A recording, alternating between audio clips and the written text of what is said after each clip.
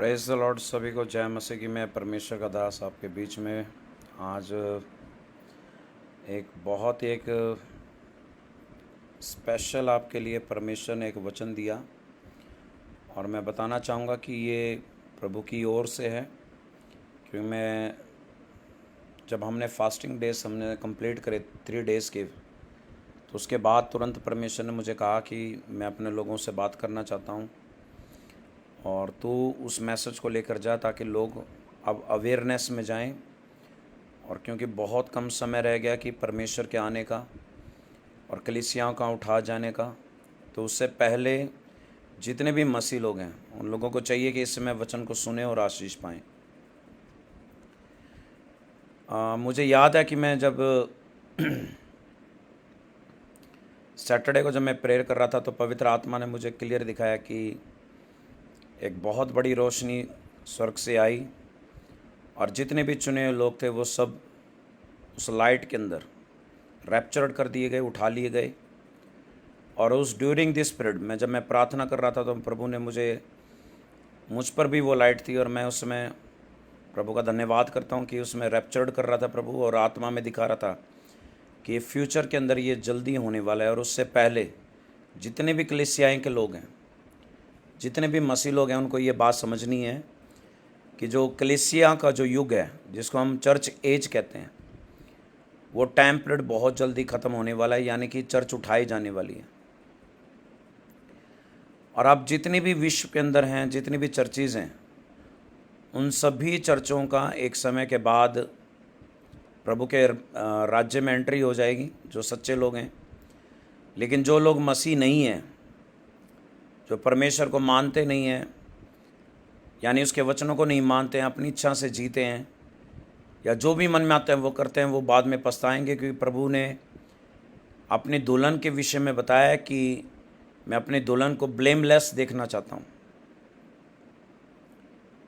आज पवित्र आत्मा आपके जीवन में किस तरह से काम कर रहा है वो आप जानते हैं, लेकिन प्रभु ने हमें कहा कि मेरे राज्य में वही प्रवेश करेगा जिसमें कोई झुर्री या कलंक या कोई पाप नहीं होता।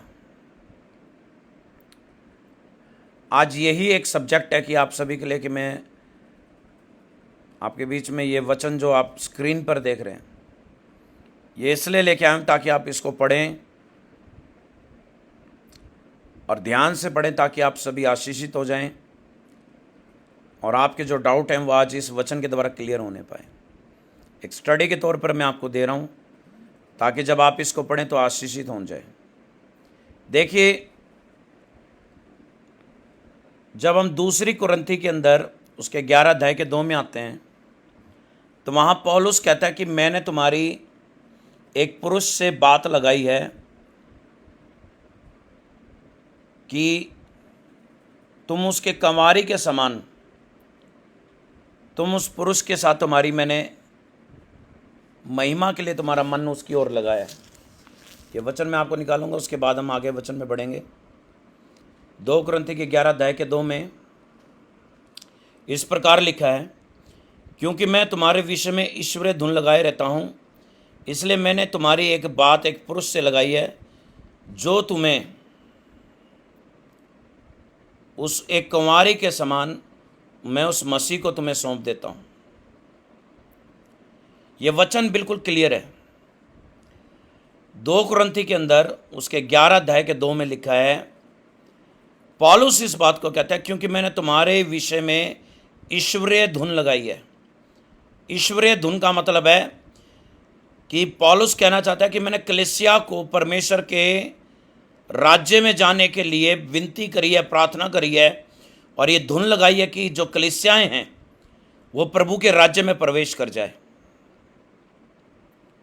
और कहता है कि मैंने तुम्हारी बात एक उस पुरुष से लगाई है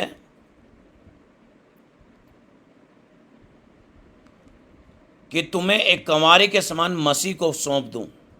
कंवारी यानी कि हम, जो सारी यहाँ पर कलीसियाएं हैं, वो सारी की सारी कलीसियाएं प्रभु यीशु मसीह की दुल्हन हैं और यीशु मसीह वहाँ पर दूल्हा बताया गया।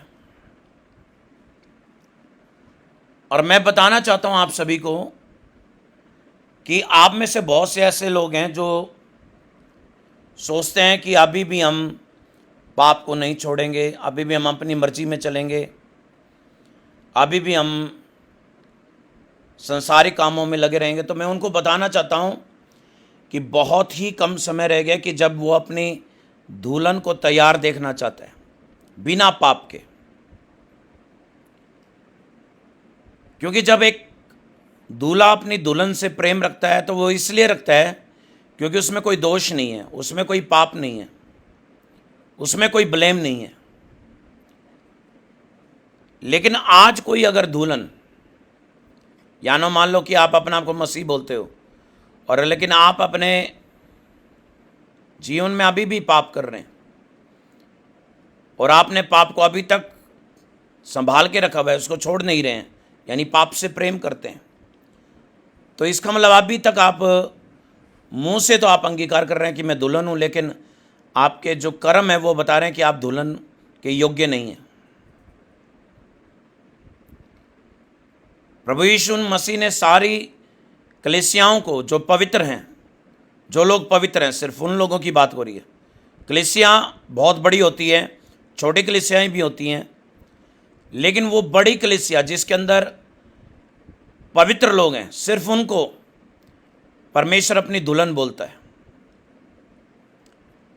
अब दूल्हे को दुल्हन से विवाह करना है स्वर्ग में, और इसके लिए प्रभु यीशु मसीह इस दुनिया में आएंगे, जिसको हम कहते हैं रैप्चर किया जाएगा, उठा लिया जाएगा। लेकिन जो दूसरा आगमन है, वो दूसरा आगमन पृथ्वी के ऊपर है, जब यीशु मसीह पृथ्वी पर पांव रखेंगे। लेकिन रैप्चर के समय यीशु मसीह जगत में दिखाई नहीं देंगे, लेकिन कलीसिया एक बिजली के समान उठा ली जाएगी इस जगत से, और भारी संख्या में लोग इस विश्व में गायब हो जाएंगे। जिसको मैं बताना चाहता हूं कि इसका जब हम अध्ययन करेंगे तो 1 थिस्सलुनी में, 2 थिस्सलुनी में इसका जिक्र किया गया है। जैसे कि आपकी स्क्रीन पे हम देख रहे हैं, पहला जो वचन में हमने पढ़ा है, बड़े ध्यान से देखना है कि यीशु ने प्रतिज्ञा की है कि वह हमें आकर ले जाएगा, यूहन्ना के 14 के 2 और 3 में। फिर उसके इब्रानियों के 9 के 28 में इसका रेफरेंस है। लेकिन अगर हम यूहन्ना के 14 के 2 में और 3 में पढ़ते हैं तो यहाँ पर ऐसे लिखा है, मैं आपको पढ़कर बताऊंगा कि वहाँ क्या लिखा है। देखिए, यहाँ पर लिखा है कि मेरे पिता के घर में बहुत से रहने के स्थान हैं, यदि ना होते तो मैं तुमसे कह देता कि मैं तुम्हारे लिए जगह तैयार करने को जाता हूँ। यदि मैं जाकर तुम्हारे लिए जगह तैयार करूं तो फिर आकर तुम्हें अपने साथ ले जाऊंगा कि जहां मैं रहूं वहां तुम भी रहो। ये पहला रेफरेंस वचन है जो यीशु मसीह ने अपने चेलों को भी कहा था और पूरे जगत के लोगों को भी ये कहा था कि जो मेरी कलीसिया है, जो मेरी दुल्हन है, मैं उसको अपने पास रखूंगा अपने स्वर्ग में, और वो मेरे साथ रहेंगे, क्योंकि जहां मैं हूंगा वहां मेरी दुल्हन होगी। इसलिए प्रभु ने कहा कि 2 में कि मेरे पिता के घर में रहने के बहुत से स्थान हैं, यानी स्वर्ग बहुत बड़ा है जहां पर रहने की कोई कमी नहीं है। फिर लिखा, यदि ना होते तो मैं तुमसे कह देता, क्योंकि मैं तुम्हारे लिए जगह तैयार करने को जाता हूं।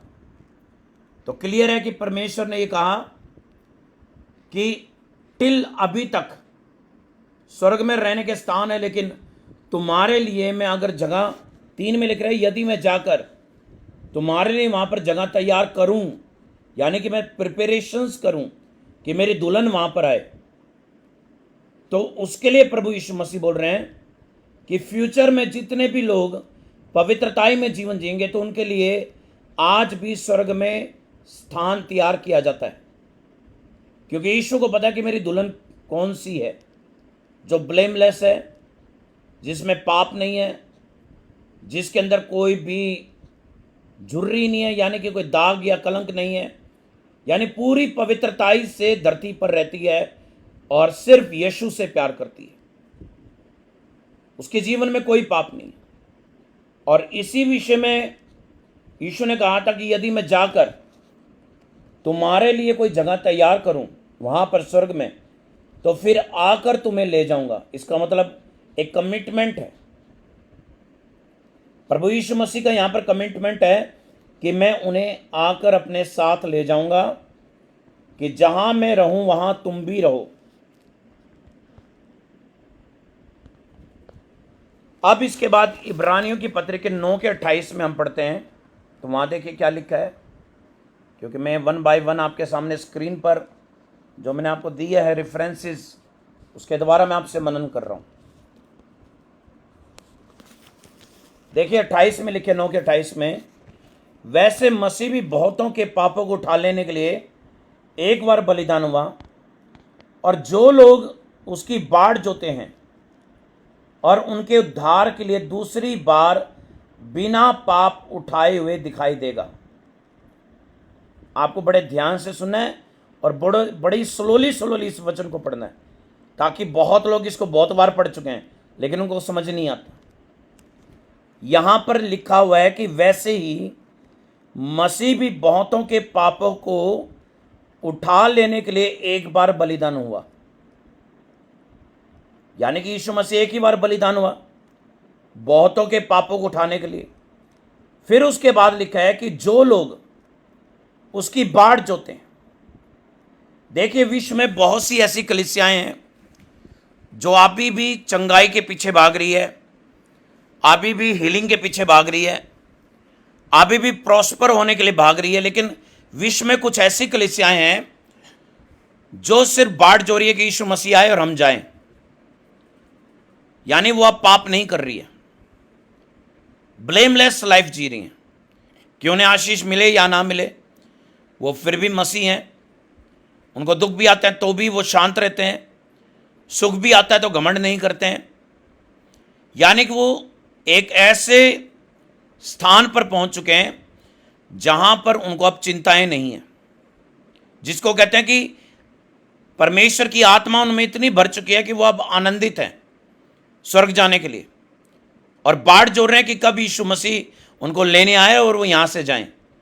क्योंकि वहां जहां वो जाना चाहती है वहां पर उनकी उत्सुकता लगी हुई है कि कब हम अपने प्रभु के पास जाएं, कब हम अपने ब्राइड के पास जाएं, ब्राइड ग्रूम के पास जाएं। और वो खुद एक ब्राइड है, कलीसिया।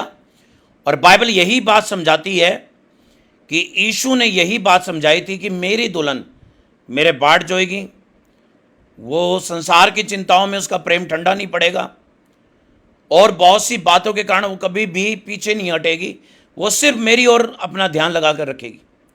और इसलिए मैंने ये वचन आपके सामने स्क्रीन में मैंने अभी दिखाया। पहले में जब मैंने लिखा है, पढ़िए वहाँ पर क्या लिखा है कि 9 के 28 में इब्रानियों में उसके दूसरे पार्ट में क्या लिखा है कि जो मेरी बाट जोते हैं उनके उद्धार के लिए, देखिए उनके उद्धार के लिए, यानी उनको टोटली सेव करने के लिए दूसरी बार बिना पाप उठाए दिखाई देगा। ये रैप्चर्ड है, यानी यीशु मसीह मैंने कहा कि बादलों पर दिखाई देगा, लेकिन उसके पांव धरती पर नहीं टिकेंगे। उसको रैप्चर कहते हैं। वो दिखाई देगा और बिना पाप उठाए, यानी कि पाप एक बार उठा लिए गए जगत में, अब दोबारा पाप नहीं उठाना है। प्रभु यीशु मसीह ने, जिन्होंने अपने आप को ब्लेमलेस कर लिया, जिन्होंने पवित्र बना लिया है, अब प्रभु यीशु मसीह उनको एक बार में ही उस कलीसिया को जो यीशु मसीह की है, जिसको मैंने बताया था कि फिलसिया की कलीसिया, ये फिलसिया की कलीसिया वो है जो उठाई जाएगी। और इस कलीसिया के जितने भी मेंबर्स आज तक वर्ल्ड में हैं, चाहे उसमें आप हैं या मैं या कोई भी है, उसमें जो पूरी सच्चाई से प्रभु के पीछे चल रहे हैं, वो रैप्चर्ड किए जाएंगे। और रैप्चर्ड का मतलब है कि पलक झपकते ही संसार में से गायब हो जाना। ना उसके अंश मिलेंगे, ना उनका बॉडी का कोई अंग मिलेगा, ना कुछ नहीं मिलेगा। उनका शरीर परिवर्तित हो जाएगा यहीं पर, और वो सीधा प्रभु के राज्य में एंटर कर जाएंगे। और आज ये मैं सब्जेक्ट क्यों लेके आया हूं आपके पास, कि आज बहुत से यूट्यूब के ऊपर, फेसबुक पर और बहुत सी सोशल नेटवर्किंग पर प्रभु का प्रचार चल रहा है, लेकिन रैप्चर के विषय में कोई नहीं बात कर रहा, जबकि रैप्चर का जो समय है वो बहुत निकट आ पहुंचा है। और इसलिए आज मुझे प्रभु ने ये बोला 2 दिन पहले कि मेरे प्रभु के दास, मुझे बोला परमेश्वर ने कि जाकर वचन दे, और ये वचन देना इतना मेरे लिए जरूरी हो गया था कि आज मैं आपके बीच में इसको लेके आया हूं। उसके बाद हम पढ़ते हैं सेकंड पॉइंट में कि उसके आगमन के समय को कोई नहीं जानता। तो ये कहां लिखा है? मत्ती के 24 के 36 में। देखिए, आप अपनी बाइबल खोल के रखें ताकि जब हम वचन पढ़ते हैं तो आपके सामने आपका प्रभु का वचन आपके सामने हो, ताकि उसमें से जो भी हम पढ़ते हैं या हम स्टडी करते हैं तो वो आपको पूरा समझ में आ सके। देखिए वहां क्या लिखा है, 24 के 36 में लिखा है कि तब यीशु अपने चेलों के साथ गतसमनी के एक स्थान में आए और अपने चेलों से कहने लगा, यहीं बैठे रहना कि जब तक मैं जाकर प्रार्थना करूं। देखिए, इस वचन के विषय में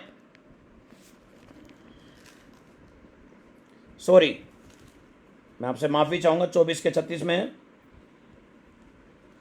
वहां पर लिखा है, 24 के 36 में हम मत्ती में, कि उस दिन और उस घड़ी के विषय में कोई नहीं जानता, ना स्वर्ग के दूत ना पुत्र, केवल पिता जानता है। फिर 37 में लिखे कि जैसे नूह के दिन थे वैसे ही मनुष्य के पुत्र का भी आना होगा। देखिए, अभी बहुत सी ऐसी बातें हैं जो आपको समझनी है। तो उसमें सबसे पहले मैंने आपको बताया यहां पर कि 36 जो वचन है 24 के 36 में, कि वो यीशु मसीह रैप्चर के विषय में बता रहे हैं कि मैं उस घड़ी आऊंगा जब कोई स्वर्गदूत भी नहीं जानता, ना यीशु मसीह खुद जानता है, यानी पुत्र भी नहीं जानता है, केवल पिता जानता है कि वो समय कब होगा। वो समय कब होगा? जब यीशु मसीह अपनी कलीसिया को उठा लेगा। तो इस वचन से एक कॉमन बात समझ में आती है कि कलीसिया तभी उठाई जाएगी जब कलीसिया तैयार होगी। बहुत लोग मुझसे सवाल करते हैं कि प्रभु कब आएगा, प्रॉफिट जी हमें कुछ ज्ञान दीजिए, हमें कुछ बताएं। तो मैं बताना चाहता हूं कि कुछ एक गिनी हुई संख्या है, एक काउंटेशन है। एक प्रभु की नजर में जो पवित्र लोग हैं उनकी एक नंबर्स हैं, वो काउंटेबल हैं। वो जब कलीसिया जब तैयार हो जाएगी रैप्चर के लिए, यानी वो ब्लेमलेस हो जाएगी, बिना पाप की इस दुनिया में होगी, तब यीशु मसीह उनको बादलों पर आकर उनको ले जाएगा, जिसको कहते हैं रैप्चर्ड। लेकिन सेकंड पॉइंट जो है कि जब यहां पर लिखा है 37 में कि जैसे नूह के दिन थे वैसे ही मनुष्य का पुत्र के आने का समय होगा, यानी कि ये सेकंड कमिंग है। फर्स्ट कमिंग सभी जानते हैं जब यीशु मसीह देह में आया, और सेकंड कमिंग उसको कहते हैं कि वो धरती के पर जब पांव रखेगा, दुनिया का न्याय करेगा। वो नूह के समय से जोड़ा गया। तो कई लोग हैं जो नहीं समझ पाते कि नूह का समय कब आएगा, नूह का समय कब आएगा। नूह का समय आते आते तो विश्व के अंदर कुछ भी नहीं रह जाएगा, लेकिन रैप्चर के समय, वो रैप्चर के समय पूरी दुनिया के अंदर कोई आइडिया भी नहीं लगा सकता कि सब अपने कामों में मशगूल होंगे। कोई भी संसारिक लोग ये सोच भी नहीं पाएंगे कि इतनी संख्या में लोग गायब हो गए एकदम से। लेकिन जो मसीह लोग होंगे वो सिर्फ प्रिपेयर रहेंगे इस बात के लिए कि मेरा यीशु मुझे लेने आ रहा है। वो बाट जो रहे होंगे, पवित्रताई में जीवन जी रहे होंगे, कोई भी पाप नहीं होगा उनके जीवन में, टोटली ब्लेमलेस होंगे। और तब यीशु मसीह उनको अपने साथ ले जाएगा और प्रभु का राज्य में से लाखों की संख्या में लोग गायब हो जाएंगे। तो बहुत लोग हाय हाय तौबा मचाएंगे कि ये क्या हुआ कि इतनी संख्या में लोग कहां गए। तो मैं उनको बताना चाहता हूं कि ये वचन जब आप सुन रहे हैं तो इससे समझ लीजिए कि प्रभु के आगमन का जो समय है वो कितना नजदीक है। अभी इसके 42 और 44 में भी हम पढ़ते हैं इसी के 24 के 42 और 44 में, मती में। इसलिए जागते रहो कि तुम नहीं जानते कि तुम्हारा प्रभु किस दिन आएगा। देखिए बिल्कुल क्लियर लिखा है। यानी कि आज अगर किसी सच्चे मसीह को प्रार्थना करनी है तो ये प्रेयर पॉइंट है, ये एक प्रेयर पॉइंट है कि लोग तैयारी करें। क्या तैयारी करें? प्रार्थना में जागते रहें कि तुम नहीं जानते कि तुम्हारा प्रभु किस दिन आएगा। यानी ऐसे प्रिपेयर होने के लिए प्रभु ने बोला कि अपनी पवित्र आत्मा से भरकर तैयारी करो, प्रार्थना करो कि परमेश्वर हम हमेशा तैयार रहें कि जब आप लेने आए तो उस समय हम रेडी मिले। कोई हम संसारिक कामों में या लोभ या लालच में या अभिलाषाओं में हमारी जिंदगी ना बीतती हो। हम पूरी तरह से पवित्र तेरे परमेश्वर तेरे आगमन के समय की तैयारी की बाट जोते पाएं। इस प्रकार प्रभु कह रहे कि तुम प्रार्थना करो, जागते रहो कि तुम नहीं जानते कि वो किस दिन प्रभु तुम्हें लेने आएगा। फिर 43 में क्या लिखा है? परंतु यह जान लो, यदि घर का स्वामी जानता होता कि चोर किस पहर आएगा तो जागता रहता है और अपने घर के में सेंध नहीं लगने देता। ये वचन बहुत सी चर्चों में सुनाया गया है, लेकिन लोग समझ नहीं पाए आज तक। बहुत लोगों के अंदर दिमाग नहीं है, बुद्धि नहीं है, या पवित्र आत्मा का ज्ञान नहीं है। लेकिन बहुत लोग जिनके पास ज्ञान है पवित्र आत्मा का, वो इस वचन को बहुत इजीली समझ सकते हैं। प्रभु यीशु मसीह इस वचन से बताना चाह रहे थे कि घर का स्वामी खुद यीशु मसीह है, और वो कह रहे हैं कि एक चोर की नाई वो आएगा। और जब इस धरती पर जो लोग तैयारी में होंगे, बाट जो रहेंगे परमेश्वर की, जो वो जागती हुई अवस्था में मिलेंगे, यानी बिना पाप के जीवन बिताते पाएंगे। और लिखा है कि वह अपने घर में सेंध नहीं लगने देगा। सेंध लगने का मतलब है कि चोरी नहीं होने देगा घर के अंदर। इट इज मीन कि एक ऐसा समय आने वाला है कि जो ये घर है प्रभु का, जिसको हम पृथ्वी का घर कहते हैं, इस घर के ऊपर एंटी क्राइस्ट के आने का समय हो चुका है। और 666 पशु की छाप, जिसे कहते हैं कि जो एक RFD चिप होगी, वो बिल्कुल सच है। और आने वाले वर्ल्ड में वन गवर्नमेंट हो जाएगी, और उसके बाद वो चिप सभी के बॉडी में इंजेक्ट की जाएगी, फोरहेड के ऊपर लगाई जाएगी, हाथ में सीधे हाथ में उसको इंजेक्ट किया जाएगा। कैशलेस वर्ल्ड हो जाएगा, वन गवर्नमेंट हो जाएगी पूरी वर्ल्ड में, और करेंसी भी एक ही हो जाएगी।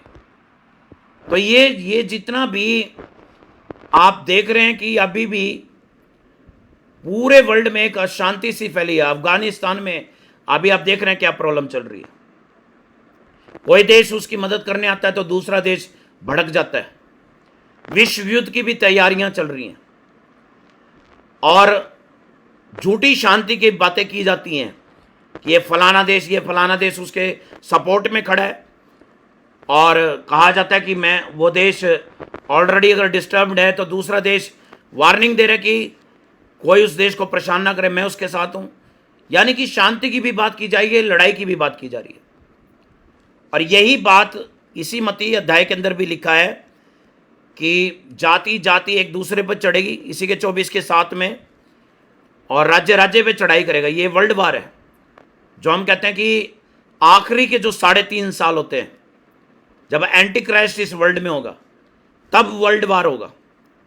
और वर्ल्ड वार से बहुत पहले कलीसियाएं उठा ली जाएंगी, ये बात याद रखना, क्योंकि ये एग्जैक्ट टाइम होगा। ये बात कहां लिखी है? ये प्रकाशित वाक्य में लिखी है कि इस धरती पर जो विपदा आने वाली है, जो इस धरती के ऊपर कलेश बढ़ने वाला है, जो इस धरती के ऊपर एंटी क्राइस्ट के आने पर पूरे वर्ल्ड के अंदर त्राही मचने वाली है, उससे पहले जो सच्चे लोग हैं कलीसिया के, वो लोग उठा लिए जाएंगे। और वो लोग छोड़ दिए जाएंगे कलीसिया के अंदर जो पवित्रता में नहीं थे, जो सच्चाई से जीवन नहीं जीते थे, जो सिर्फ बाइबल नहीं पढ़ते थे, बस प्रार्थना करते थे, और प्रार्थना के बाद भी उनका जीवन पवित्र नहीं हुआ। वो लोग छोड़ दिए जाएंगे जो ब्लेम वाले पाएंगे। लेकिन जो ब्लेमलेस होंगे, जिनमें कोई पाप नहीं है, कोई भी अशुद्धता नहीं रही, सब पापों को जिन्होंने छोड़ दिया, पवित्र आत्मा से जो परिपूर्ण होंगे, उन लोगों को रैप्चर्ड कर दिया जाएगा। और यह वचन मैं आपको इसलिए दे रहा हूं ताकि आज बहुतों की आत्मिक आंखें खुलने वाली है। इस सरमन के बाद बहुतों का दिमाग ठिकाने में लगेगा, क्योंकि 99% लोग गलत डायरेक्शन में चल रहे हैं, सिर्फ अपने बारे में सोच रहे हैं कि मुझे इस धरती पे पता नहीं कितने 1000 साल जीना है, या 100 साल जीना है, या 100-150 साल जीना है, या 50 साल जीना है। कोई नहीं जानता कि आपकी आयु कितनी है, मेरी कितनी है। लेकिन बाइबल एक ही बात सिखाती है कि जब भी आपको वचन मिले उसी दिन से पवित्रताई के बारे में, और पवित्रताई के बारे में नहीं, उसके ऊपर चलने के लिए और उसको जीने के लिए प्रभु ने बोला है। लेकिन कई लोग कहते हैं कि हम भी उस यीशु मसीह के साथ जो डाकू चढ़ा था वैसे ही हम जिएंगे भी, मरते टाइम अपनी माफी मांग लेंगे और स्वर्ग में चले जाएंगे, और जो इम्पॉसिबल है। क्योंकि प्रभु आज हर किसी पर वो दया नहीं करता जो डाकू पे की थी, जो उसके साथ दाहिनी ओर टंगा हुआ था और जिसको कहा था तू आज ही मेरे साथ स्वर्ग में होगा, वो डाकू को ही परमेश्वर ने कहा था। आजकल के युग के लोगों के लिए नहीं है वो वचन। आज परमेश्वर चाहता है कि वचन जो सुनता है वो उस पर मन लगाए, प्रार्थना करे, पवित्र आत्मा को पाए, पाप को त्याग दे, छोड़ दे, और रोज वचन पे चलने वाला जीवन पाए, और परमेश्वर की सिर्फ बाट जोए। जब आप बाट जोते हैं तो इसके लिए इसलिए जोड़ रहे हैं, इसलिए उसका वेट कर रहे हैं कि वो लेने आएगा। और यही बात मैंने अभी आपको बताई है। जैसे कि मैंने पढ़ा भी मत्ती के 24:44 में क्या लिखा था, इसलिए तुम भी तैयार रहो, क्योंकि जिस घड़ी के विषय में तुम सोचते भी नहीं हो उसी घड़ी मनुष्य का पुत्र आ जाएगा। यानी कि एक परफेक्ट टाइमिंग बताई गई है यहां पर, कि वो टाइमिंग जब मनुष्य सोचता भी नहीं है कि ये इस टाइम आ सकते हैं प्रभु यीशु मसीह, वही टाइम होगा प्रभु के आगमन का।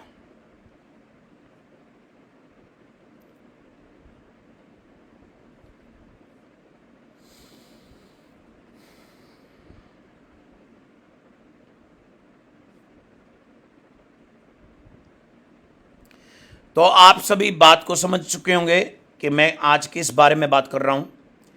आप में से बहुत से ऐसे लोग हैं जो बाइबल तो पढ़ते हैं लेकिन पता नहीं किस तरह से पढ़ते हैं, लेकिन उनको समझ नहीं आती। लेकिन इसलिए मैंने आज ये स्क्रीनशॉट लेकर और एक स्पेशल सॉफ्टवेयर को अपलोड कर फिर इसको मैंने आज एक बाइबल स्टडी के रूप में इसको रखा है। और जब ये ख़त्म हो जाए सरमन, तो आप अपनी रेटिंग में बताना कि ये आज जो ये मैंने बाइबल स्टडी ली है या जो आपको वचन सिखाया है, इससे कितनों को बेनिफिट हुआ है और कितनों को क्लियर मेरी आवाज़ सुनाई दे रही है, वो भी मुझे बताएं। वो भी बताएं कि कितनों को ये वचन जो लिखा रहा है वो पढ़ा जा रहा है या क्लियर उनको समझ में आ रहा है जो आज वचन दिया जा रहा है। तो अपने कमेंट्स में मुझे बताएं। उसके बाद हम आगे पढ़ेंगे, थर्ड स्टेप पे आएंगे। तो थर्ड में लिखा है, परंतु हम अंधेरे में नहीं है कि यह दिन हम पर अचानक आ पड़े। देखिए बिल्कुल क्लियर लिखा है कि परंतु हम अंधेरे में नहीं है, यानी कि हम पर इतनी दुष्ट आत्मा या शैतान का इतना बड़ा जोर नहीं लगा कि हमें पता ना चल सके कि प्रभु कब आ जाएगा। यह वचन कहां लिखा है? 1 थिस्सलुनीके 5:4 और 6 में। सभी अपनी बाइबल खोलिए और पढ़े यहां पर क्या लिखा है।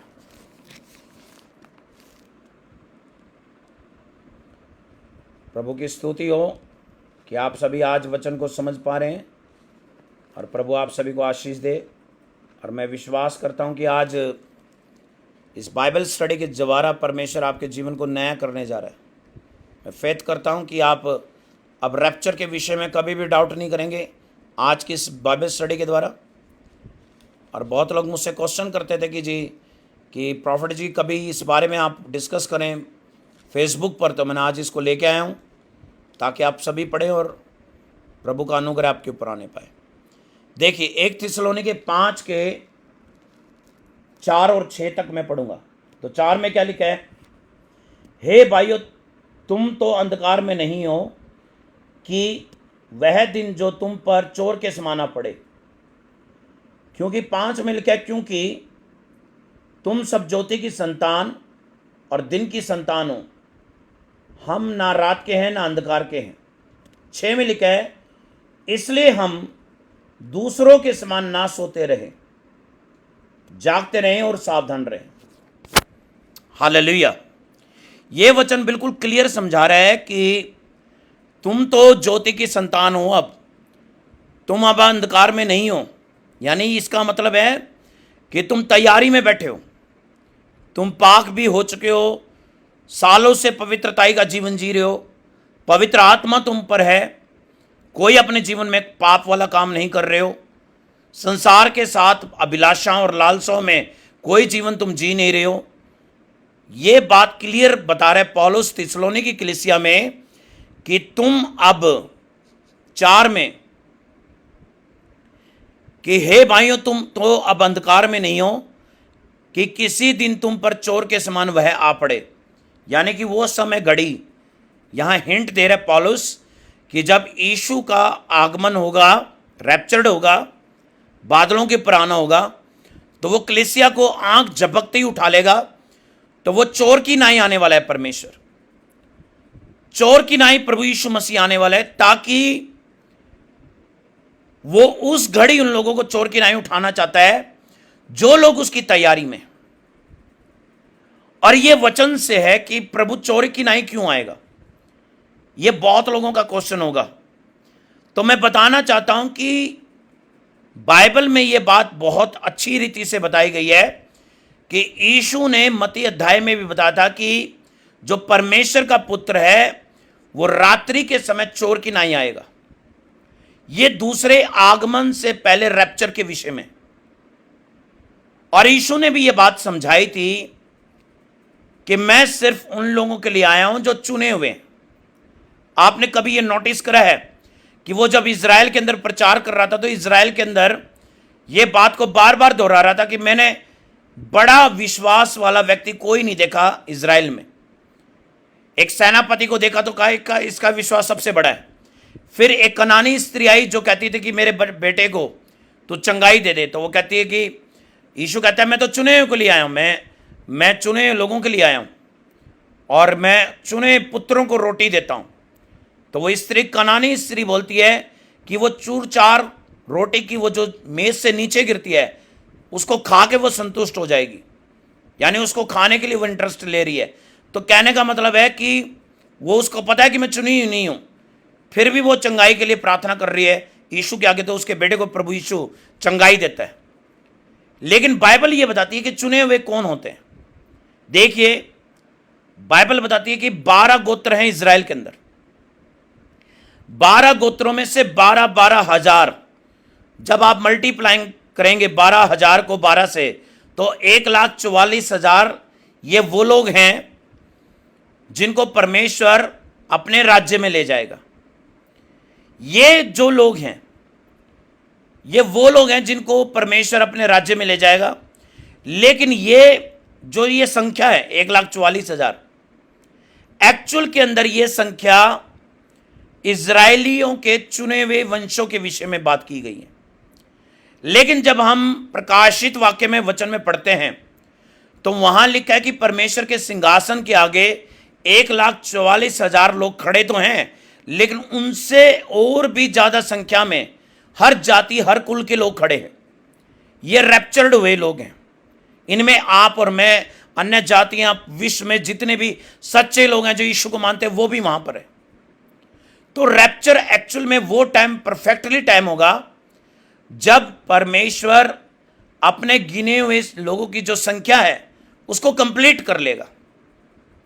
और बहुत लोग ये सवाल करते हैं कि प्रॉफिट जी ये संख्या कैलकुलेट कैसे करें हम। तो ये जो कैलकुलेशन है, ये कैलकुलेशन आपको तब पता चलेगी जब आप इजराइल की न्यूज़ को देखेंगे। इजराइल के इस समय, इजराइल में क्या चल रहा है? इजराइल में इस समय ये चल रहा है कि वहां पर सारे विश्व में जितने भी इजरायली रहते थे तितर वितर होके वो फिर से वापस लौट रहे हैं अपने देश में।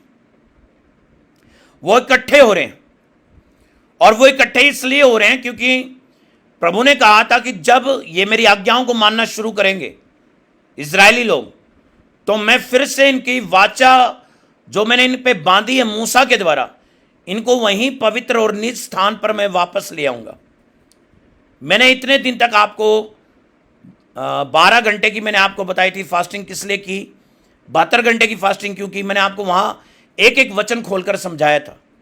दानियल के 9 अध्याय के 3 में बताया था मैंने आपको कि जब दानियल प्रार्थना करता है तो कहते हैं ये यिर्मयाह की भविष्यवाणी के कारण हुआ था कि जो हमारे देश पर पाप इसलिए आ पड़ा, शाप इसलिए आ पड़ा क्योंकि मूसा के समय से लोग गुलामी में रहे हैं, और मूसा के समय से लेकर यिर्मयाह के समय तक भी गुलामी में वो चले गए थे लोग, बेबीलोन में दोबारा। इतना ज़्यादा पाप किया परमेश्वर के नज़र में, जबकि परमेश्वर साक्षात मूसा के समय इजरायलियों के साथ रात के समय आग का खंभा बन के रहता था, दिन के समय बादल का खंभा बन के रहता था, तब भी उन्होंने पाप किया, मूर्ति पूजा करी, बाल देवताओं की पूजा करी, क्रोध बढ़ाया परमेश्वर का, शाप लिया। और तब यहोवा ने यह बात कही थी कि ये लोग मेरे विश्राम दिन में प्रवेश नहीं करेंगे। विश्राम दिन 7th डे होता है। This is the rest day of the world. पूरे संसार का जो रेस्ट डे वो तब होगा जब विश्व का अंत हो जाएगा, और जिसको हम कहते हैं विश्राम दिन का असली दिन जब आएगा, जब स्वर्ग में प्रभु यीशु मसीह बैठे होंगे और चुने लोग उसके सामने होंगे, जिसको हम कहते हैं परफेक्टली रेस्ट टाइम। और इसलिए यहोवा ने ये बात कही थी इजरायलियों के विषय में कि ये विश्राम दिन में प्रवेश नहीं कर पाएंगे क्योंकि इनके मन में पाप भरा हुआ है, ये हटीले हैं। इसलिए मैं कह रहा हूं कि वो 1,44,000 लोग अभी तक अंडर प्रोसेस में है। वो लोग जब कलेक्ट हो जाएंगे इजराइल के अंदर, जब उनकी संख्या कंप्लीट हो जाएगी हर एक गोत्र में से, तब यहोवा उनको अपने राज्य के लिए तैयार कर चुका होगा। अन्य जाति के लोग भी तैयार हो चुके होंगे जो उसकी बाढ़ जो रहे, पवित्रताई से जी रहे हैं। तब परमेश्वर रैप्चर कर देगा, और ये समय बहुत ही कम रह गया है। कई लोग सोच रहे हैं कि जो सेकंड कमिंग है वो प्रभु का आना है। नहीं, कलीसिया उठाई ली जाएगी दुनिया से, सच्चे लोग दुनिया से उठा लिए जाएंगे। गिने चुने पास्टर भी हो सकते हैं, गिने चुने प्रभु के दास लोग भी हो सकते हैं, प्रॉफिट भी हो सकता है, अपोस्टल भी हो सकता है, बिशप भी हो सकते हैं, एवेंजलिस्ट भी हो सकते हैं। ये गिने चुने लोग उठा लिए जाएंगे। लेकिन जो बचे हुए लोग हैं, जो पवित्रताई में जिन्होंने जीवन नहीं जिया, रोज पाप करते थे, रोज माफी मांगते थे, वो यहीं रहेंगे। वो इसलिए यहां पर रहेंगे ताकि वो अपनी आंखों से जो धरती पर अधर्म बढ़ेगा उसको देखने पाए। क्योंकि जब प्रभु ने आपको समझाया कि अपने आप को पवित्र करो, तो लोगों ने पवित्रता ही नहीं करी, सच्चे नहीं बने। इसलिए वो महाकलेश के समय तक गुजरते हुए जाएंगे। इसलिए बाइबल ये कहती है कि जब तू परमेश्वर का वचन सुने तो अपने मन को कठोर मत कर, क्योंकि जो प्रभु बोलता है उसको सुनकर तैयार होना है।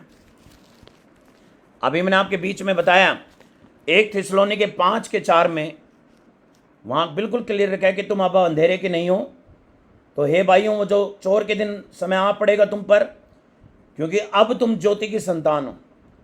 और लिखा है कि दिन की संतान हो, ना कि रात की संतान हो, और ना ही अंधकार की। और लिखा है इसलिए तुम एक दूसरे के समान, दूसरों के समान, यानी अन्य जातियां जो पैसा कमाने में लगी हुई है, घर बनाने में लगी हुई है, शादियां करने में लगी हुई है, ऐसे क्रिश्चियन भी है जो पता ही नहीं उनको रैप्चर के बारे में, और पाप पे पाप किए जा रहे हैं, और फिर भी चर्च में जा रहे हैं, और फिर भी उल्टे सीधे काम कर रहे हैं, शादियां कर रहे हैं, घर बसा रहे हैं, और उनको ये परवाह नहीं है कि हम स्वर्ग में जाएंगे या नहीं जाएंगे। उनको इस बारे में कोई परवाह नहीं है, और वो अपने आप को मसीह कह रहे हैं। उनके लिए भी ये बात कह रहे हैं परमेश्वर कि तुम दूसरों के समान सोते मत रहना। वो तो सो चुके हैं, उनकी स्पिरिट उनके अंदर काम नहीं कर रही है, और वो अंधकार के अंदर पड़े हुए हैं। तो तुम तो अंधकार में नहीं हो, तुम तो जागती व्यवस्था में हो। इसलिए अपने आप को तैयार करो कि वो समय से आने से पहले परमेश्वर के अंदर पूरी तैयारी के साथ उसकी बाट जो, ताकि जब वो लेने आए तो हमारा प्रभु जो दूल्हा है वो हमें ले जाए। उसके बाद जो 4th पॉइंट है उसमें लिखा है कि हमें इस पहचान के चिन्हों की पहचान होनी चाहिए कि रैप्चर कितना निकट है। नूह के समय में देखो, नीचे लिखा है उसमें रेफरेंस। लेकिन मत्ती के 24:37 और 38 में, जो मैंने अभी आपको पढ़ा था पीछे, मैं दोबारा पढ़ता हूं उसमें, जैसे नूह के दिन में वैसे मनुष्य के पुत्र का भी आना होगा। क्योंकि जैसे जल प्रलय के पहले के दिनों में, जिस दिन वह नूह जहाज पर ना चढ़ा था, उस दिन तक लोग खाते पीते थे और उनमें विवाह होते थे। बिल्कुल वही बात जो मैंने अभी आपको बताई थी कि लोग सोते हुए अवस्था में हैं, उनको कोई भी आभास नहीं है कि प्रभु यीशु मसीह कभी भी आपको लेकर जा सकते हैं, रैप्चर कर सकते हैं। और यहां पर एक बहुत ही क्लियर स्क्रिप्चर बता रहा है कि लोग नूह के समय में खाते पीते थे, और नूह उस समय प्रचार दे रहा था कि जहाज इसलिए मैं तैयार कर रहा हूं कि एक बाढ़ आने वाली है, और बहुत लोग मजाक उड़ाते थे। इसी तरह आज भी प्रभु के दास लोग प्रचार कर रहे हैं कि रैप्चर होने वाला है, रैप्चर होने वाला है, तैयार हो जाओ, तैयार हो जाओ। वैसी नूह के समय में नूह प्रचार कर रहा था। नूह प्रचार कर रहा था, भाई तुम अपने पाप से मन फिरा लो, गलत काम छोड़ दो और इस जहाज के अंदर बैठ जाओ अपने पूरे परिवार के साथ। कहीं ऐसा ना हो कि तुम उस जल प्रलय के अंदर मर जाओ। वही प्रोसेस आज है, वही प्रोसेस आज चल रहा है कि लोगों को समझाया जा रहा है कि पाप को छोड़ दो, पाप की मजदूरी मत करो। शैतान को तुम खुद दूर कर सकते हो अपनी प्रार्थनाओं से। ज़्यादा प्रार्थनाओं में समय बिताओ, ज़्यादा वचन पे ध्यान लगाओ, संसारिक कामों को छोड़ दो। अगर ज़्यादा खाना पीना तुम्हारे घर में रखा है तो ज़्यादा से ज़्यादा प्रार्थना पर समय बिताओ, ये नहीं कि कमाने पर लगे हुए बहुत ज़्यादा। बाइबल में एक पतरस में लिखा है, पतरस बोलता है कि अगर एक मसीह के पास खाने पीने और रहने के लिए बहुत कुछ दिया है प्रभु ने, तो वो उसमें संतुष्ट रहे और ज़्यादा अमीर होने के बारे में मत सोचे, ज़्यादा कमाने के विषय में ना सोचे, वरन अपनी आत्मा को बचाने के विषय में वो जागता रहे। ये बात पतरस ने बोली थी। और लेकिन आज क्या दृश्य हम देख रहे हैं कि लोग पैसे पे पैसा कमाए जा रहे हैं, पैसे पे पैसा कमाए जा रहे हैं। जैसे अन्य जाति के लोग चीज़ों को खरीदने के लिए पैसा कमाने में लगे रहते हैं, वैसे आज विश्वासी लोग भी पैसा कमा रहे हैं, कमाए जा रहे हैं सिर्फ इसलिए कि वो अविश्वासियों की होड़ कर रहे हैं। अविश्वासियों की होड़ नहीं की जा सकती, वो तो नरक जाएंगे। तो आप उनकी होड़ कर रहे तो आप भी क्या नरक जाएंगे? इसलिए मैं कह रहा हूं कि पाप जो सबसे ज्यादा है वो धन में छुपा है। ज्यादा धन कमाने वाला व्यक्ति पाप में ही गिरा पाएगा। लेकिन आपके पास खाने पीने रहने के लिए प्रभु ने सब कुछ दिया है। संतुष्टि से प्रभु के अंदर बढ़ना चाहिए, क्योंकि धन और शरीर की जब तक ही जरूरत है जब तक आप धरती पर हैं। लेकिन धरती के ऊपर आपके जब जरूरतें परमेश्वर पूरी कर रहे हैं, इनफ में खाना खिला रहा है, इनफ में आपको सब कुछ मिल रहा है, तो फिर और अमीर किस लिए होना है? क्या आप एक लाख साल जिएंगे, 1000 साल जिएंगे? नहीं। आपको भी पता है मैं कितने साल जीऊंगा, खुद को नहीं पता कितने साल जिएंगे। तो इतना अत्यधिक धन किस लिए? कोई काम नहीं आने वाला धन। इसलिए बाइबल ये समझा रही है कि नूह के समय भी वार्निंग दी गई थी। आज भी प्रभु के लोग, भविष्यवक्ता लोग, प्रेरित लोग, दास लोग परमेश्वर के वचन दिए जा रहे हैं उसी नूह के समान कि जैसे जल प्रलय आया था, वैसे यीशु के समय के आने का समय हो चुका है कि वो एक आंधी के समान प्रकट होगा और आंख झपकती लोगों को गायब कर जाएगा, चला जाएगा यहां से। लेकिन वो सेकंड कमिंग, जब यीशु मसीह धरती पर पांव रखेंगे, वो अंत होगा दुनिया का। वो उसके रैप्चर के 7 साल बाद है। रैप्चर होने के बाद, कलीसिया उठाए जाने के बाद 7 साल के बाद वो होगा। लेकिन उससे पहले वो 7 साल जो महाकलेश के होंगे, उसमें 3.5 साल तक जो एंटी क्राइस्ट है, जो विनाश का पुत्र है, वो संधि बांधेगा सब देशों में। लड़ाई झगड़े जो हो रहे होंगे, विश्व के अंदर चांसेस हो रहे होंगे, उसमें शांति बहाल करेगा, झूठी शांति का प्रचार करेगा और झूठी शांति कायम भी हो जाएगी 3.5 साल के लिए। लेकिन जो आखिरी के 3.5 साल है, उस समय हर मकदोन की लड़ाई होगी और पूरे विश्व के अंदर सारे कंट्री एक दूसरे के विरोध में खड़े हो जाएंगे। और जब ऐसा हो रहा होगा, हाहाकार मच रही होगी, मनुष्य का मूल्य 0 हो चुका होगा, लाशें ही लाशें देखने को मिलेगी, तब यीशु मसीह का आगमन हो जाएगा। और मैं इसलिए ये वार्निंग देने के लिए आज आया हूं कि आप में से बहुत से लोग हैं जो प्रभु के वचन को बहुत हल्के में लेते हैं, बहुत लाइट ले रहे हैं। कहते तो हैं मसीह के, लेकिन प्रेम नहीं है प्रभु के साथ। वचन को मानते नहीं है, सुनते तो हैं दासों से, लेकिन यकीन नहीं करते। कई कहते हैं कि आपको क्या पता प्रॉफिट जी कि कब आने वाला है। ठीक है, मुझे भी नहीं पता, लेकिन मैं प्रभु की ओर से इतना बोल सकता हूं कि अगर वो आ गया तो अगर आप तैयार नहीं पाए तो नरक तो निश्चय आप ही जाएंगे। इसका मतलब यह नहीं है कि भाई आप वेट उसका कर तो रहे हैं, जो बाट जो रहे हैं, लेकिन जो तैयार नहीं है वो अपनी तैयारी करना छोड़ दे। वो सोचे कि 5 साल बाद आएगा, 10 साल बाद आएगा, इतने दिन में हम सुधार लेंगे, और मान लो एकदम से अचानक आ गया, फिर क्या करेंगे? फिर आप कहां जाएंगे? निश्चय ही आप उस अधोलोक की आग में आपको गिरा जाएगा, जहां पर शैतान, लूसीफर और सारे वो स्वर्गदूत गिरे गिरे जाएंगे और बांधे जाएंगे हमेशा के लिए। वहां पर आपका भी स्थान हो जाएगा। इसलिए आज ये वार्निंग है प्रभु यीशु की ओर से कि जो दुल्हन है वो दुल्हन की तरह तैयारी करो। बराती स्वर्गदूत हैं, वो आएंगे जब तुर्री फूंक के आएंगे, और जब ट्रम्प फूंकी जाएगी पूरे विश्व में आवाज आएगी, पूरे विश्व के अंदर उस तुर्री की आवाज सुनाई देगी, और उसी समय रैप्चर होगा। और रैप्चर होने के बाद एकदम से लोग गायब हो जाएंगे, और यह बात सुनने को मिलेगी कि एलियंस ने लोगों को उठा लिया। क्योंकि एलियंस ये डिमोनिक स्पिरिट्स हैं, जो इनके अपने प्लेन्स हैं, जो आप यूएसए के अंदर एरिया 51 में देख रहे हैं। आप नासा की जो रिसर्च है उसमें कहा जा रहा है कि फलाना फलाना जगह पर कनाडा के अंदर, कभी टोरंटो के अंदर, कभी कहीं पर वो सारे जो स्पेसशिप देखे जा रहे हैं जो दूसरे ग्रह के लोगों के हैं, और वो दुष्ट आत्माएं हैं। वो दुष्ट आत्माएं हैं, वो एंजेलिक वर्ल्ड के अंदर जो दुष्ट एंजल्स है, फॉलन एंजल है, वो अपने आप को वहां पर लोगों के सामने प्रकट कर रहे हैं, ताकि लोगों के अंदर ये बात फैल जाए कि वो यीशु मसीह ने नहीं उठाया, वरन एलियंस उठा कर ले गए, ताकि बहुत से लोग भरमाए जा सके, यीशु पर यकीन ना करें। और ऐसा इसलिए हो रहा है कि लोग सत्य से भटक कर कहीं और चले जाएं। अब यही हो रहा है कि लोग सत्य की ओर नहीं जा रहे, साइंस के ऊपर बिलीव करते हैं, सुपर नेचुरल प्रभु की आत्मा के ऊपर, प्रभु के वचन पे बिलीव नहीं करते हैं आज, और लोग साइंस के ऊपर बिलीव करते हैं। साइंस जो कहती है वो सही है। इसलिए आज बड़ी बड़ी नासा और बड़े बड़े जितने भी साइंटिस्ट हैं, वो आज भी बाइबल वहां पर लोग पढ़ते हैं, वो मानते हैं कि ये सर्वशक्तिमान परमेश्वर का वचन है। लेकिन ऐसा भी बहुत से लोग हैं जो नास्तिक हैं, जो सुपरनेचुरल पावर यानी प्रभु की गॉड के पावर पे बिलीव नहीं करते, यीशु को प्रभु नहीं मानते, वो साइंस ही को मानते हैं। और वो साइंस को जो बोलते हैं कि साइंस ही सच है, उनमें डिमोनिक स्पिरिट काम कर रही है, वो भी शैतान की ओर से काम कर रहे हैं। और ये कह रहे हैं कि साइंस बढ़िया है, प्रभु तो नाम की कोई चीज ही नहीं है दुनिया में। अब मैं आपको ये की बातें क्यों बता रहा हूं?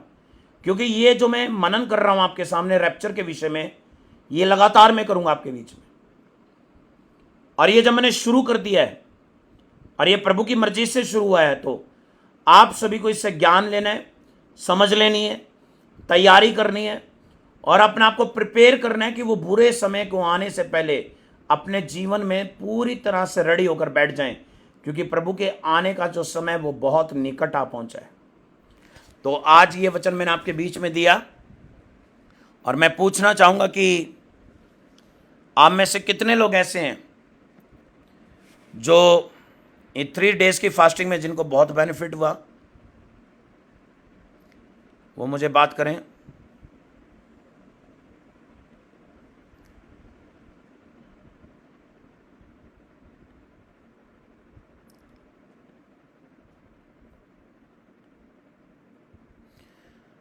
तो जितने लोग इसमें मेरे साथ कनेक्टेड हैं, गॉड ब्लेस यू ऑल। प्रभु आप सभी को आशीष दे।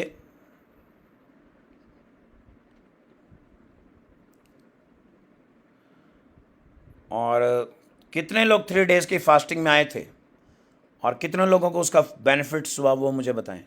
कितने लोगों के जीवन में पाप बंद हो गए और वो पवित्रताई में पहुंच चुके हैं? कितने लोगों को पवित्र आत्मा ने इन 3 दिन की फास्टिंग में ब्लेस किया, तो वो मुझे बताएं। और आज मैंने 4 पॉइंट तक मनन किया है, लेकिन जो बाकी पॉइंट्स हैं मैं उनको फिर से मैं आपके बीच में लेके आऊँगा। प्रार्थना कीजिए प्रभु से कि मैं इसको आपके बीच में लगातार दूं, ताकि आप सभी प्रभु में आशीष पाएं। मैं अभी आपके कमेंट्स का वेट कर रहा हूं। मुझे बताएं कि how many people are the getting the benefits through the 3 days fasting.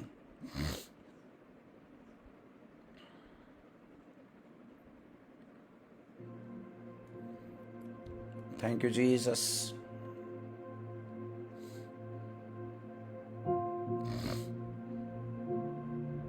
Jesus. Jesus. Thank you, Jesus. Hallelujah. Oh,